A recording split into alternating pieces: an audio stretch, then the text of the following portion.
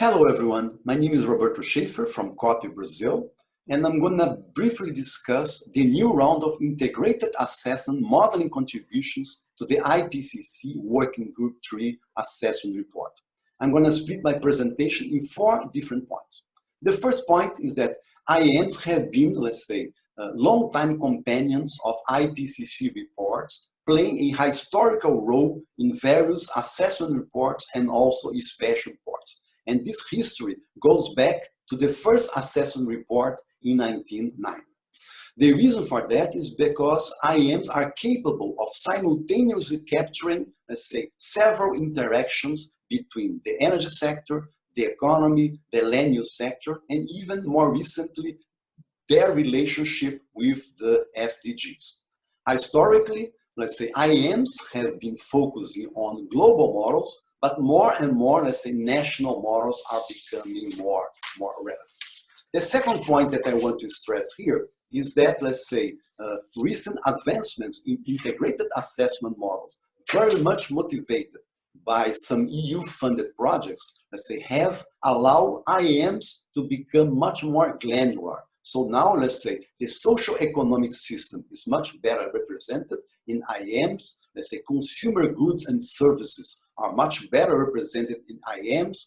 Sector transformations are better represented as well. Spatial and social heterogeneity is also better represented. And even the demand sector is much better represented now. The third point I want to mention here is specifically about the AR6 cycle. So basically, let's say for this cycle, let's say a broad open call have been, let's say, led by chapters 3, long-term mitigation pathways, and chapter 4, let's say short to medium-term mitigation pathways from the IPCC, let's say asking different national and global teams to submit scenarios for the IPCC database, a database that's being hosted by IASA. Some 1,600 scenarios have been submitted. Let's say they have been gone through a very serious and rigorous vetting, and basically now they are part of the IPCC database, and these scenarios are being used, let's say, to construct the IPCC report around these scenarios. Let's say some 11 illustrative pathways have been selected out of these 1,600 scenarios, and the idea here is to have storylines that I'm going to go through the entire IPCC report to tell, let's say, very interesting stories. And also, let's say, in this AR6 cycle, an annex has been created to better document these different scenarios, the different models, so as to make this issue as transparent as possible. So in sum, what we can say is that basically, let's say, that IAMs have traveled a long road, let's say, contributing to different IPCC reports. Now, let's say, IAMs are in a much better position to continue to serve the IPCC reports as key tools for those reports.